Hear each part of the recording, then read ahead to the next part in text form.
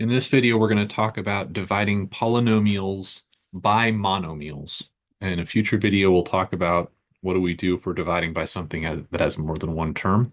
But for now, we're going to divide things like, um, 25x cubed plus 5x squared by just a single term, 5x squared. So in order to do this, what we want to remember is that just from our knowledge of adding fractions, we add fractions by adding the tops when we have a common denominator, and then just putting that over the same denominator, right? We know that 1/5 plus 2/5 is equal to 1 plus 2 over 5, which is 3/5, right? So we're used to kind of working things in this direction. But here's the thing, there's no reason why we can't go backwards. If I see things added or subtracted on the top of a fraction all over the same thing, then I can split it up into multiple terms or multiple fractions. So that's the approach that we're going to take when we have something like this. So first of all, we're going to divide, but we're going to write it as a fraction, right?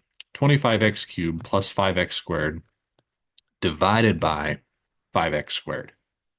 And so what this tells me is that I can break that apart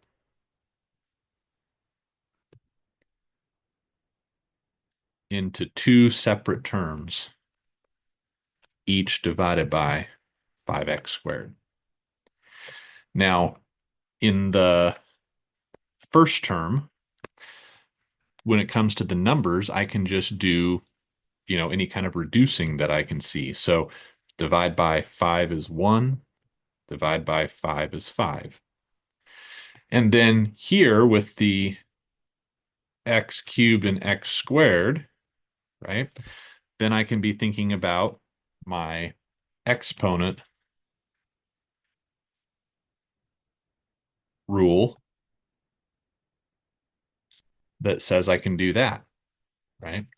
Um, or I could do that.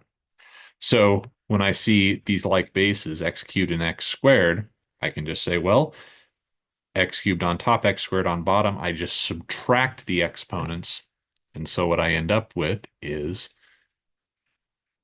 the 5 times x to the first, right? Because 3 minus 2. And then in the second term, 5x squared over 5x squared. Well, of course, that's 1, right? Because we're just dividing something by itself. Or if you'd like, you can say, well, I can see 5 is on top and bottom. I can see x squared's on top and bottom. So that's just 1 over 1. All right. So go ahead and try applying this to this particular problem here. Maybe press pause, see where you get, and then you can unpause and see what I come up with as a solution.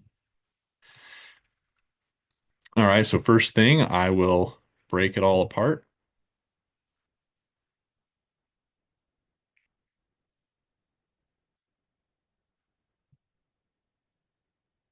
And the first two terms of this problem really mirror what we saw in the last one. So I can do some nice reducing with the numbers. There's a 1 and there's a 6. There's a 1 and there's a 2. Those can cancel. And then, of course, I can do the 6, and then 7 minus 2 would be 5, plus, okay, the x squareds are just going to cancel on top and bottom here. So I'm left with just a 2. But then the thing that maybe you're a little unsure of what to do with when you tried it yourself is, what do I do here? Well, that's the reason I reminded us that this problem has two different versions, or this property has two different versions. You can subtract in this way, right? Bringing the x to the n up and subtracting in that order, or you can bring this down and subtract in the opposite order. So the idea is you always want to move the smaller exponent. We saw that when we studied um, our exponent rules in previous videos. So, right, this is an x to the 1. So what I'm going to do is this. I'm going to bring it down. So it's going to be on the bottom, right? x to the 2 minus 1 with a 1 on top, right? Because when you move something and everything seems to vacate from that top of the fraction, you still have to have a 1 there. So that's how we handle it when the degree of the bottom term that we're dividing by is actually larger than the degree of the top. All right, just one more to practice on, a little harder because it's got multiple variables. Press pause, try it yourself, and then see what I do with it. All right, so assuming you've done that, we of course break it apart first.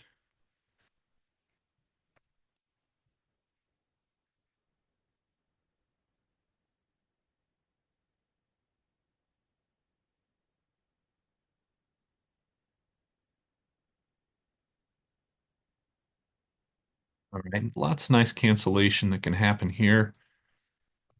Divide by 3, you make 4. Divide by 3, you make 1.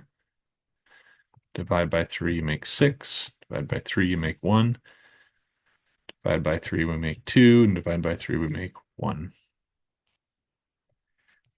Of course, the y's cancel there and there and there. And then the only other work is that we've got on the bottom here x to the 1 and y to the 1 in that first term.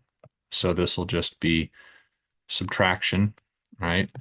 X cubed over x is x squared. Y cubed over y is y squared. Minus 6 is all that's left after all the canceling here.